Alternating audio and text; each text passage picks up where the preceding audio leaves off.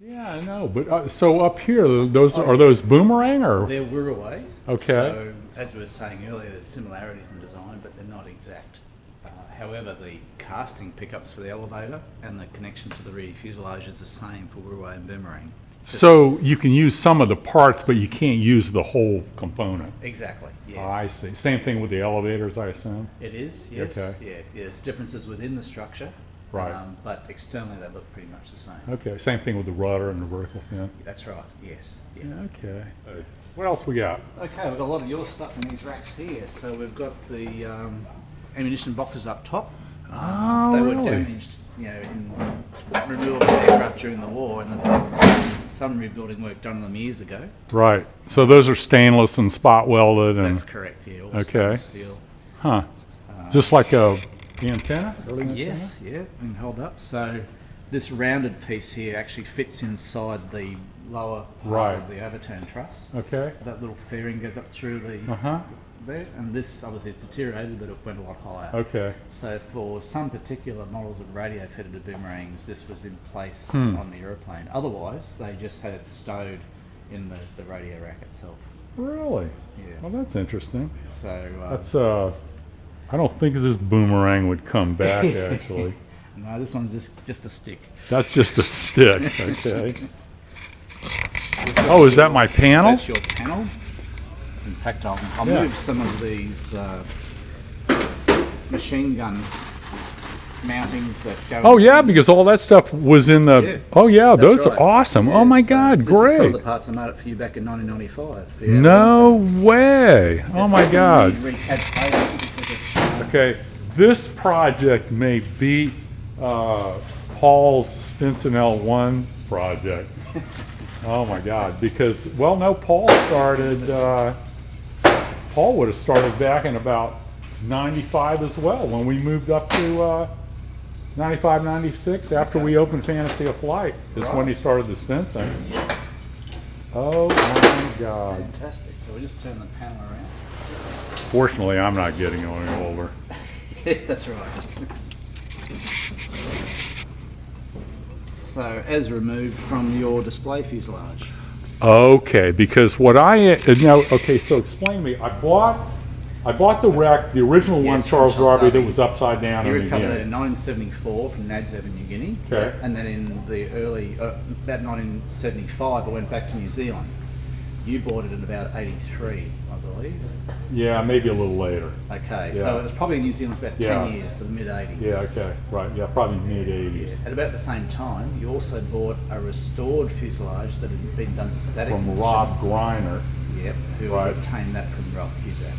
Okay, and that was just a static thing, and that was That's where right. this came out of. Exactly. So, Yeah. obviously, these all have to go off to Be overhauled. be overhauled at some See if they can point. be But still, they reused. look like they're all good instruments to That's overhaul. right. Gut feeling says that probably 80% or more will be okay to pass muster again once Awesome. they've been serviced. Yeah. Great. We don't have to use this actual panel in your airplane because you had a spare instrument panel amongst all your parts. Right. So I've restored that, and later on we'll see that just temporarily installed into your fuselage. Okay, so I ended up with the Darby airplane out of New Guinea. I ended Yes. up with the Ralph Cusack Cusack airplane that was a fuselage. static that he had built up, Yep. but also there was an extra frame that, Yeah, did that come from Darby? I think it must have come from Darby. Yeah, I think it did too. So they were pretty much stripped, but Right. there was a spare engine mount, forward fuselage, and rear fuselage frame. Okay, and I've just, somewhere along the line, I collected some stuff here and there, and then you ended up with all the pile that I sent you. Yes, that's right. Okay. So out of that pile, we've grabbed the spare rear fuselage frame and the front frame, which virtually had nothing on them, and they're the ones that have been restored back Right. to airworthy condition. Right, And that will form and the basis. certain amount, some of the tubing had to be replaced and, Yes. and cut out and re-welded and blah, blah, blah. So anyway, but we'll look at that in a little bit. Yeah, yeah. Well, that So- looks great. Yeah, so at least the panel is still in one unit, and it's got all this plumbing as a bit of a sample on the back. Right. A lot of this has been made in steel tube, which isn't the correct material. Okay, it would have so- been originally aluminum. That's right. Yeah. And things like Probes. Yeah, oil temperature probes and other parts. So these are feed chutes for the Yep, for the ammunition. So you've cannons, feed chutes got for cannons, the yeah, cannons and the machine guns. 30 So- caliber. Yes, that's right. 30 cal here as well. Blast shields for the cannons, probably. The machine guns. Oh, the machine guns. Yep. Okay, that'd be for the ejection for the That's right. 30 cals. These mount in the leading edge of the wing for the 20mm cannon to come through. So that's support. There should be 4 of those, right? No, there's just 2. There's 1 cannon per wing. Oh, I thought it had 4 20mm So cannons. 4 303s. Adding 2. Oh, 4 total. Yes. So on each side you got 1 20mm cannon and 2 303s. That's right. Yes. Okay, I'm with you. These are That's where the mounts. guns slide into? Yeah, the 20mm cannon. Oh, the cannons, okay. Yeah, as well. So you got this back in the wing, and this other mount in the leading edge. That's the main supports for the cannon. Right. And this is all Okay. fully adjustable as well, so that the alignment of the cannon can be done correctly. Right. Huh. Yeah, of course, one of the cool things we like to do with all our restorations is put it back as original as possible. So we'll have the panel back as original as possible, and if we have to use, we put things in like transponders, radios, we hide them in some of the old boxes, use them as fronts and stuff. That's and right, and we can look at some of those as we go along. Like a too. battery case? That's right. This is a fiberglass copy taken from an original Exide battery that was built in Australia during the Second World War. And what was it originally made out of? It was like a plastic type material. Oh, on, so on it's the outer casing. Reasonably Yes. similar That's right. facsimile from the outside, okay. Yes. So this has been moulded. This is the mould here from which this was made, Okay. and this was moulded from an original battery. So we've got everything complete from the original batteries, including the terminal posts. That's a mould taken from the steel cover plate. So we can essentially put these where they belong, behind the seat in the Boomerang. 24-volt system in the Boomerang. These are 12 volts each. So 2 of them. There was only 1 in the Wirraway. Oh, okay. 1 in the Wirraway, 2 in the Boomerang. And we can put new batteries mounted inside. Okay, I didn't even realize that we got a container sitting in the, Yeah, with more Boomerang detritus up on the top as well. oh my Some God. other And now, is that nonsense also. is that a Boomerang thing or a Hudson? It's a Hudson exhaust, but it can be converted to Boomerang. There's not Okay, too much I mean the nose bowl, or is that a fiberglass? That's a fiberglass one. I see, just for a, Yeah, for a static display. oh my gosh. Okay, so All the goodies must be in Yeah, here. this is actually your timber ricochet board here, which mounts between the fuselage fuel tank and the armor plate. When you say ricochet board, does that mean like when it hits the back of the pilot's armor plate and goes back to the fuel tank? That's right. Seriously? Yeah, and somehow this structure was meant to sort of dissipate the energy of the bullet that might have got itself in there. Oh my God. Yeah. There's an original one right behind it. So you can see the, Oh yeah, fabulous. the old zinc chromate paint they used on it. Oh my God. Yeah, but you don't want that wood to corrode. That's right. That wood might rust. One of these main pieces, which was still in good order from that particular board, Uh-huh. has gone back into your new one. Oh, I'll be darned. There's an original piece Little there. providence there. Yeah. It's a balance weight for, No, that's a casting for one of the aileron oh, I see. Velcro casting. So we've got a whole lot of pattern blocks. I and see, pieces okay. to make all new castings in the Huh. wings. We've got the original batteries down here. So Okay. there's your steel lid. Yeah. There's the Exide markings on the battery, as you saw on the Yeah. fiberglass copy, and the original terminal posts. I'll be darned. So by the time we've got the internal batteries, the new ones for your project, mounted in there with the wiring coming Right. up to replica terminals here, we can then have the wires going up as they did during the wartime production. Yeah, and have a 24-volt system. Yes. Yeah. That's right. I'll just get this rest out of the road. We've got other bits of yours here. You can see we've got Kermit's Corner. Kermit's Corner. So it's just Is a that few. a gun camera? It is, yeah. That mounts in your outer wing. Awesome. So it's got its original mount there, which goes. I'll be darned. into That the looks wing structure. totally different than what the Americans had. This 16 millimeter? It is, yeah. Yeah. So the canister goes in there. Or is that a VHS tape? Some more outdated technology. Yeah, more outdated technology. Yeah. And you know, your starter switch. There's warning lights here from the instrument panel. Just some of the smaller bits and pieces that. These are warning lights? Yes. So it's telling you that. Oh, so fuel pressure light comes on if it drops off. Okay, but too far. the letters light up. Yes, it's I like see. a plastic, a really early resin material that they've inserted on top of the brass disc, so I the light see. comes through the engraved Interesting. regions. Yeah, there's the original. Yeah, that's off your hydraulic tank, which will be done up and go back on. Mm-hmm. This one's from your oil tank. So there's all these original plates that have come off 174 that'll go back onto the aeroplane again. Awesome. You've got your little 8-day clock over here. Mm-hmm. Currently wound down, but it does work. Yeah. Runs for about 6 days. Runs for about 6 days. I want a refund. Yeah. Yeah, you were mentioning earlier about hidden transceivers and transponders and that sort of thing. This little box, which has had the placards removed for copying, and they've all been copied here now, so brand new placards, and a few multiples been done. So what we can actually do is reproduce this fairly plain outer box with these little push buttons. Right. So this would have been like preset radio frequencies? They were, yes. Okay. Yep. Which is why it had the A, B, C, D across there. Oh, I see. Okay. Different frequencies. And there was other, makers tags and things that went in different areas. So we can replicate this to make it look exactly as it used to be. Right, but use it to put something inside. That's right. Transponder or something. The modern Trig radios, the control heads for them will actually fit down inside this, so we can make this with a flip top. Yeah, great. And it's right there, just beside the throttle quadrant. So you'll be able to see your frequencies, change your transponder codes. As long as it's accessible. I've done that on a couple airplanes. I can hardly see to change the transponder codes, and it's a bit of a problem at times. So. Yeah, yep. And of course we can then put the main part of the radio in the old radio boxes on the radio shelf behind the pilot. Right. And this sad little example here. These are feathering buttons for the Boomerang here. That's actually IFF destruct buttons. Oh, so you got to push them both at the same time? Yes. Okay. And that's mounted in a little box just on the right hand side. Okay. So I could actually supply those for your project because this whole assembly was missing from yours. It didn't have the buttons, this box, or the plate. Huh.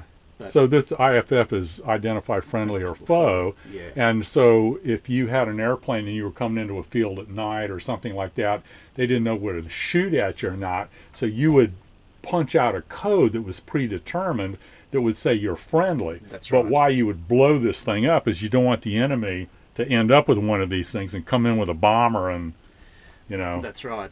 With ruin that your code, party. Yeah, exactly. So if you have to crash land somewhere and the aeroplane's still in one piece when you get out, right? If you push both those at the same time, it'll destruct the IFF box in the right. Good. So they won't get that code. Yeah. Yeah. There's even inertia switches that went back there that did the same thing. If the really? airplane Well, that's pretty cool. hit the ground, it's really you can sort of it gets right. Yeah. thing, and then if it hits, it'll trip. Same thing. It'll get a electric charge that'll then discharge the cartridge that'll destroy the IFF. And then turns on your ELT. Yes, you'd hope. Not exactly. Yeah, there's all these other sort of boxes too for the camera control. All this stuff was common in quite a few aeroplanes, but the Boomerangs used it too for the ones that were fitted with the F-24 camera out through the bottom of the... And we've got one for mine, right? Yeah. Which is the Fairchild camera. No. Oh, no? No, the Fairchild was a similar looking thing. But okay. They're actually, I think, a British design. Okay, when we say F2, I just assumed it was Fairchild, but not. Right. Okay. Yeah. But there was one in that Ralph Cusack project that I ended up with. So it had that guy had collected a lot of goodies for this eventual project. Did, which was terrific that you got that project all that time ago. Yeah. Because it had all those goodies still in it. Yeah. There's auxiliary fuel pump motors. That looks intriguing. That's American. Oh, that's not for the Boomerang. No. There's been other parts collected along the way. Boomerangs had these as well. It's the footage meter for the outer wing gun camera. Oh, that's pretty cool. Yeah. But then what happened when they decided to fit the F-24 big camera in the belly of the monocoque to get but that was a still camera though, wasn't it? It was, right. yes. So they didn't need this footage meter anymore because the boomerangs were changing from a role of potentially dogfighting, where you'd use the wing gun camera to record that footage, to flying over enemy-held territory, taking pictures of the ground so that the army commanders could decide how to attack that particular target. So there was no need really for the gun camera footage meter to be there anymore. So it came off the wedge plate and this one went on. So this was you can see the wedge plates, same angle and everything. That went on the wedge plate instead on the side of the fuselage, and that controlled... We say wedge plate. In American, that means there's like a tapered plate that this slides over and keeps... There's a wedge plate there. Yeah, okay, see, so it's got a taper to it, and it basically... Yeah, flip it over, I think. I'm going to go that way. Oh, I see, yeah, there we go. So the plate's mounted to the aeroplane. Slides in and goes like that. Yeah, yeah, pretty cool. In place so the whole thing gets held. Interesting. Huh. Just back here too is one of these we used for your project when it's restored. This is the old transceiver unit, so it's called an ATR5, and I don't think it's going to work tomorrow. No. Yeah, my radio procedures are a little rusty too, so the rust will go together. Yeah, so I've got the measurements and the drawings of the fairly plain metal box that this goes into, and this can then be used as the external cover to look like the original radio, but it'll have the new radio units inside of it. So when you lift up the radio hatch behind the cockpit and look at the rack, it'll all look original with the the transceiver. Cool. That's what we like to see. Yeah.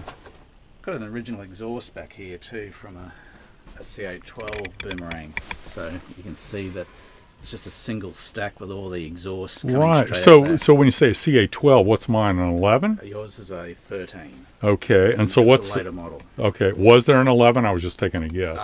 There was, but that was a Woomera bomber, twin-engine bomber. Oh, okay. Yeah, so the Boomerangs were the CA12, 13, and 19 as the production models. They also did a 14 with a turbo supercharger mounted in the rear fuselage. And 14A. Interesting. So we'll have a look at your exhaust a little later. Oh, it's the little porcupine exhaust. Yeah, it's all the little flips. Yeah, okay. So remember that. And what was the purpose of this one? Like flying? It was similar to the Hudson and Beaufort designs. So I it's see. literally just a way to Right. get the exhaust But the gases porcupine out. one was for flying at night to dissipate the flame so you couldn't see it. That's right. At yes. night, okay. Yeah, if this if the Flew at airplanes night, you would see see it a coming. huge flame Yeah, coming right. to it. Yeah. Okay. Oh, look at that. Check that out. Good luck, Matt. Help keep them flying. Good luck with your boomerang. Yep, you sent me that back in about 1984 or 5, Kermit. Oh, my God. I bought that airplane in about 1981, as I remember. Right. Yep. Oh, my God. So a bit of history around. Matt and I go way back. But we're not getting any older. No, we're not. No. Panel. Oh, that's not for the boomerang. It is. In fact, I've got another one that's newly made. That goes over the... so I see. Yeah, okay. So you got the main panel behind it. And These the little bulbs, lights? Yeah, had lights. Yeah, okay. That was painted white. I so see. The light It would reflected. reflect off the Okay. back onto the awesome. cluster beside it. So there's new ones made. Still, it's a rough pressing that needs a bit more final work. Right. But it's mostly there. Yeah, so good. There's one available for you too.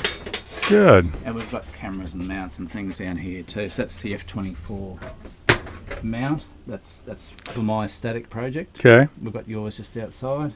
Good. And rails and the camera itself down here. Ah. Is that my camera? Is No, your camera's outside, but it's very similar to this one. Oh, okay. I'll be darned. That's pretty, and this thing shoots how big of a square? Basically that, like 5 by 5, 6 by 6? Yeah, the cartridge is this that contains the film, and it's got a viewing or exposure area that's pretty large. Awesome. So they shoot, enemy troop emplacements, movements, whatever they were trying to shoot at, whatever their mission was, to figure out what was going on. Yeah, we might go out and have a look at yours just outside. Yeah, great. Okay, so my camera is down here. I might just try and bring this out. So it's one of the support rails.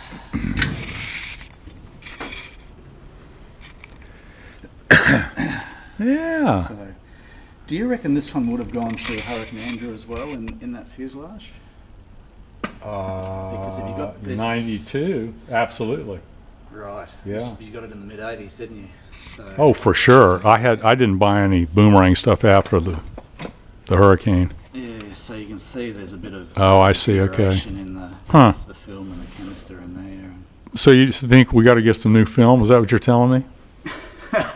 Oh, they get some new film. Well, maybe what you could do is mount a GoPro camera. Yeah, Through no. the lens. Yeah, and you no. can get footage. So I mean, is this? What would you clean this up, or just stick it in as it is, or? I wouldn't stick it as it is. It'd have to be clean. Yeah, right. To Yeah, all the placards yeah, up and everything. yeah. Okay, great. That's good. This are like shock mounts. Yes, they got little rubber.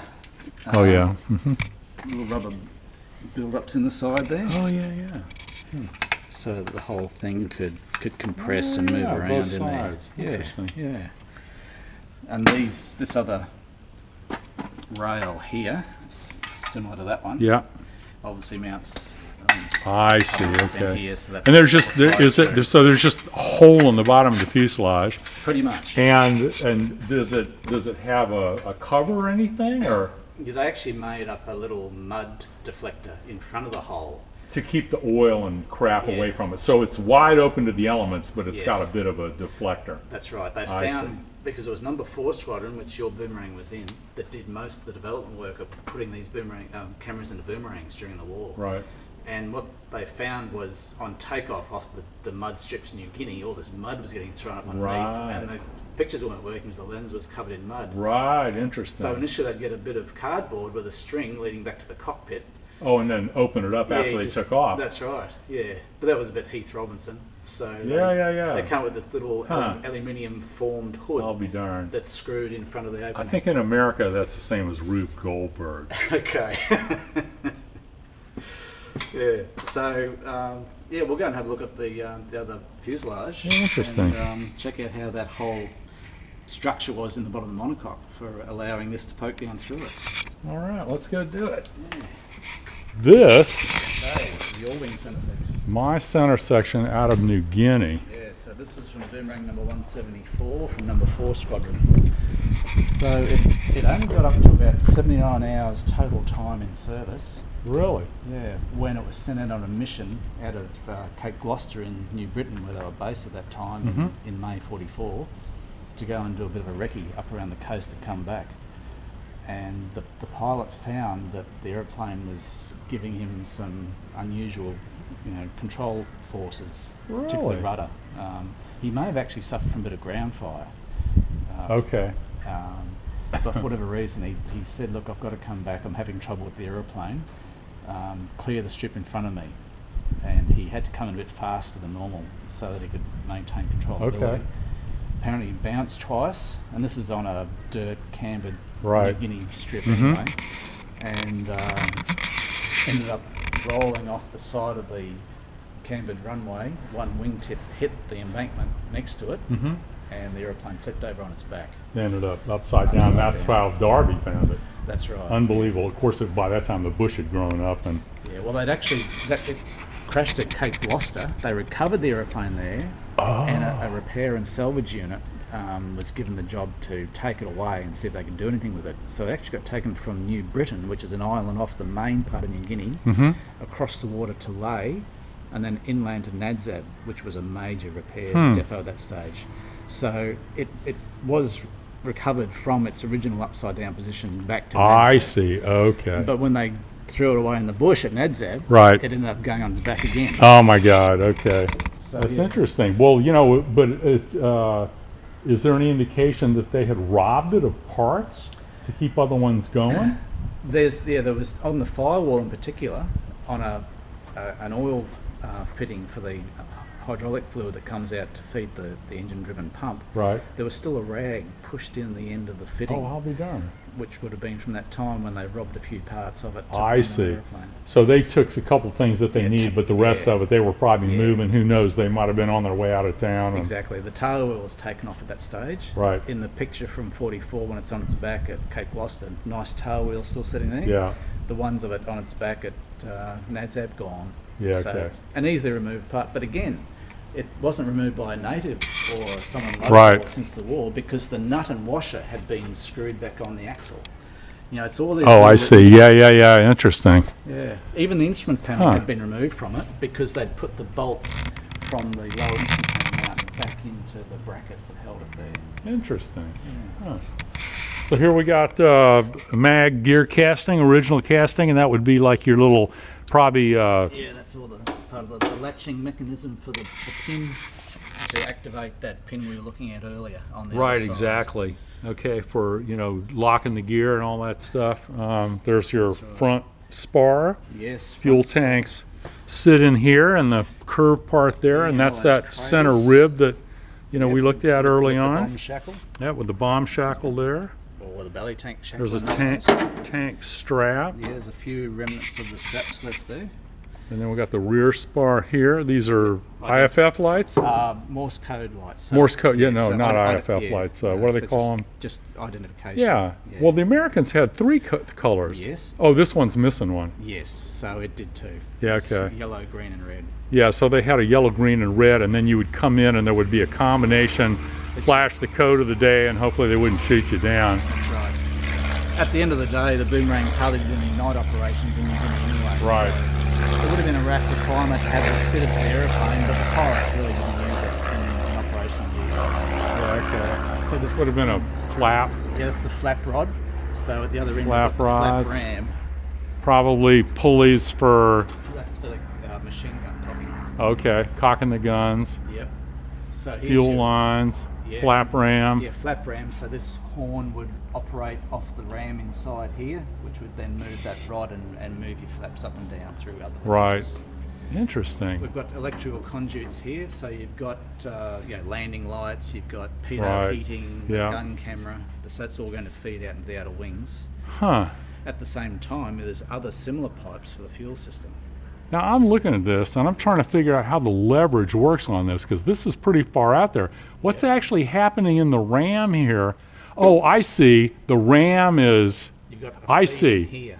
This is, there's nothing in there. The piston's moving in here and moving in here. Yes. I see what's happening. Okay, Yeah, and it's so- moving this rod, not this rod. That's right. This It's is, just a balance. that's a, so that both sides move at the same amount. yeah, what do you call this? Something like this? It's a, Yeah, I just call it a balance. Horn. yeah, okay, I see it. So there's no pressure to this. No. The pressure's here and here, That's and the right. ram's inside. Okay, that Yes, makes sense. Yeah. If one of these broke, then you're only going to have flaps going down. Yeah, this is not a floater, but there's a word something like that that basically Yes. Yeah. describes that. Oh, An that's interesting. idler arm. Idler arm. Yeah. Yeah, okay. Yeah, okay. So these are the original CAC deals that we're now That's right. replacing with the T6 ones, which are maybe a little bit bigger. The holes are slightly different, but you're not going to know. Don't tell anybody. Yeah, just between us. Just between us. All right. So we got like another hangar here somewhere, right? Yeah, so